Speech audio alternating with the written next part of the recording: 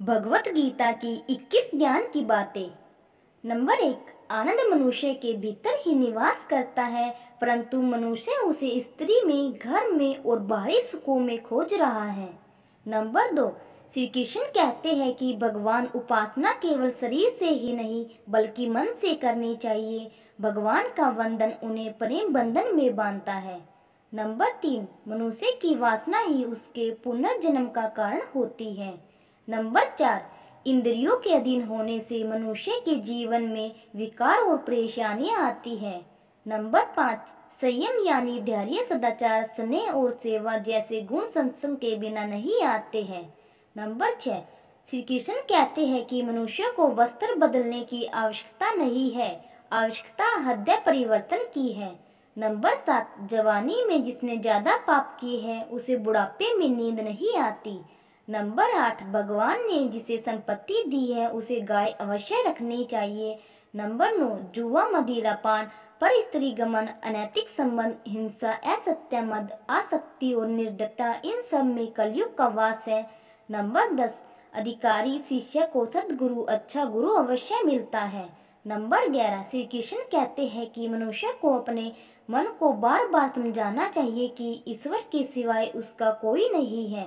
साथ ही यह विचार करना चाहिए कि उसका कोई नहीं है, साथ ही वह किसी का नहीं है।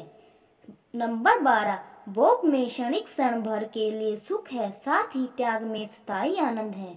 नंबर 13।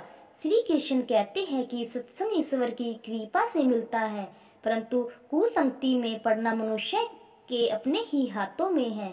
नंबर 14। लोभ और ममता, किसी से अधिक लगाव पाप के माता पिता है, साथ ही लोभ पाप का बाप है। नंबर 15। श्री कृष्ण कहते हैं कि स्त्री का धर्म है कि रोज तुलसी और पार्वती का पूजन करे।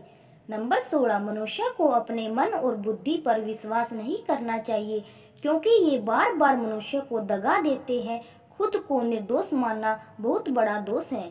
नंबर 17। यदि पति पत्नी को पवित्र जीवन बिताए तो भगवान पुत्र के रूप में उनके घर आने की इच्छा रखते हैं। नंबर 18। भगवान इन सभी कसौटियों पर कसकर जांच परख कर ही मनुष्य को अपनाते हैं। नंबर 19। आत्मा को न शस्त्र काट सकते हैं, न आग उसे जला सकती है, न पानी उसे भिगो सकता है, न हवा उसे सुखा सकती है। नंबर 20।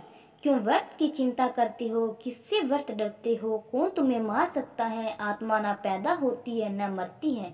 नंबर 21। खाली हाथ आए और खाली हाथ चले जाओ।